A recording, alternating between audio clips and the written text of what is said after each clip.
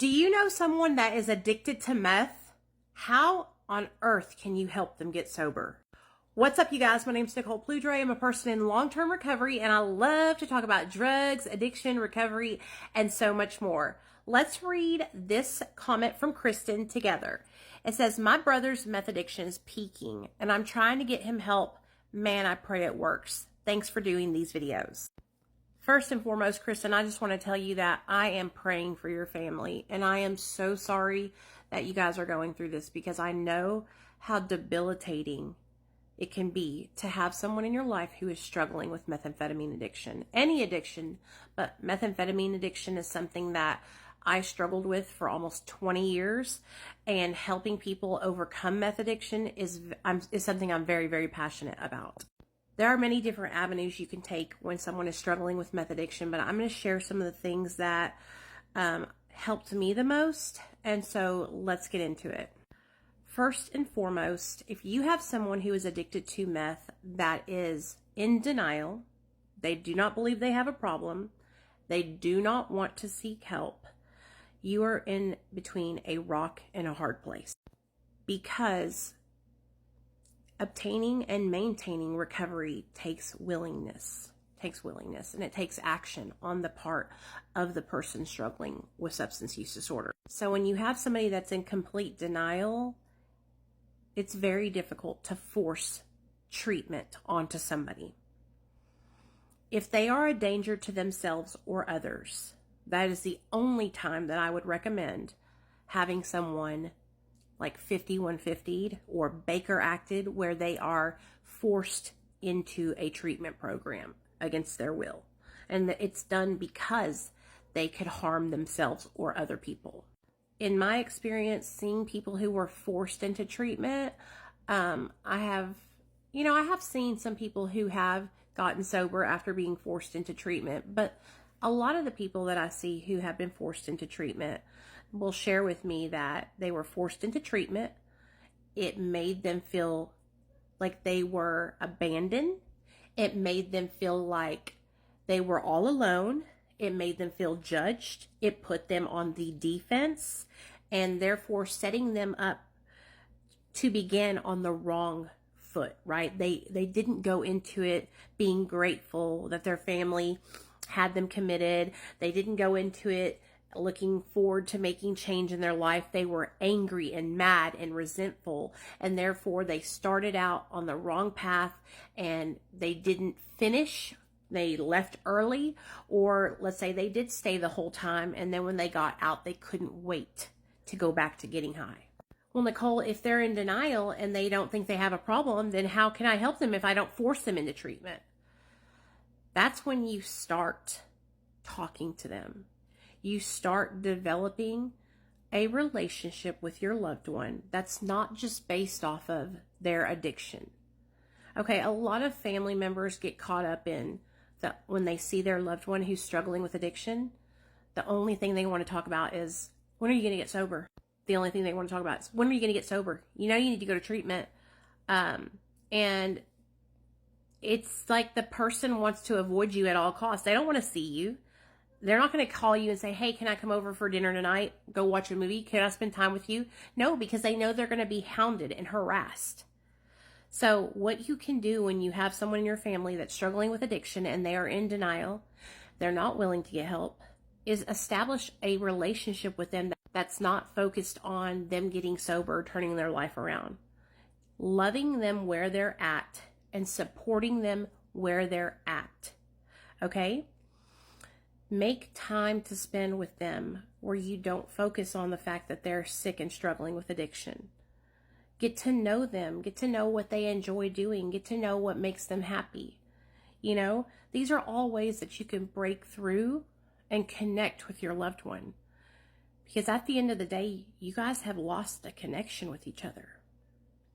And when they feel like they need to go to drugs and be away from you and be disconnected, this connection can help bring them over to the other side and see that they need to make a change. A great example of a connection helping someone see that they need to make a change that you guys can go and watch happening in real time is Brandy Mack and her daughter Brooke. Brandy learned that hounding her daughter about her addiction, constantly bringing it up that she needed to get help, talking about her son and, basically trying to dangle him over her head saying, look, don't you want to be a mother to your son? That kind of stuff. She learned very quickly that wasn't going to help her daughter change or get sober. And so she started taking a different approach of meeting her daughter where she was at and establishing a relationship with her daughter in active use, in active addiction. And her daughter has gotten sober because of it. It opened her daughter's mind to taking the next step to getting sober and turning her life around. Families, parents, loved ones are missing the mark because they want to fix, manage, and control their loved one. And you just can't do that. And I understand why people are missing the mark. It's because they've been taught. They've been taught by AA and NA and rehab centers that they have to tough love, that they have to turn their back on their loved one, not allow them into the house, don't take them that plate of food. No, you can't come in here and take a shower. They have been taught to tough love their loved ones. And they have tough loved their loved ones all the way out the door, into the streets, homeless, and there's no connection there. The connection is completely lost.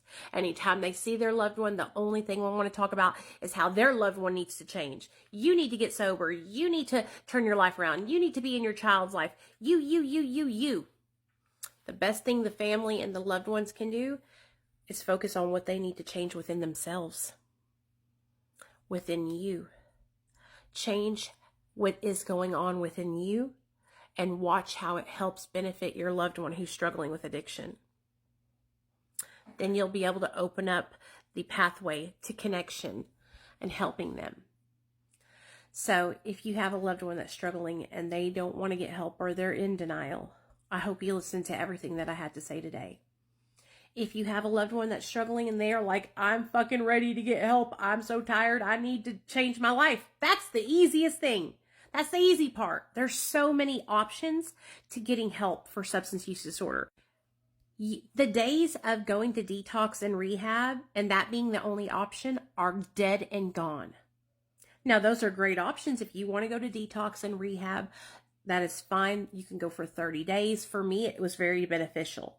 I needed to go for 30 days and be removed from the life that I had been living because basically I needed to disconnect, and it really helped me to start out on a clean slate when I came out with 30 days sober. But baby, if you can't afford that, if you don't have insurance or you don't have a way to do that, you can get into therapy. You can go see your doctor and get on medication assisted treatment for opiate use disorder. There's medication to help with alcoholism. There's medication out there that can help change your life for the better, combined with therapy and recovery programs. And I'm not just talking about AA and NA. I'm talking about recovery programs. There's hundreds online recovery programs where you can go and get support every single day where you are not alone. Helping someone who wants help is the best. It's like the smoothest transition, right? Giving that person options, sitting down with them and talking, what is it that you would be comfortable with doing to help change your life? Do you want to go into inpatient? Would you rather just do outpatient? Would you rather do therapy and a recovery program? And give them multiple options and have those options ready on speed dial. Okay, have those options allotted and ready for you to call and say, okay, let's take the next step. Okay, that's the best and easiest part about helping people is whenever you have somebody who's willing and ready and just like raring to go, but most of the time it's people who are struggling in denial. And like I said, you guys, if you have somebody in your life like that, love them, connect with them. Don't allow what you've always heard about addiction to block you from really truly being able to connect with your loved one and help them. All right. Okay. I hope this helped you guys. Love y'all. Bye.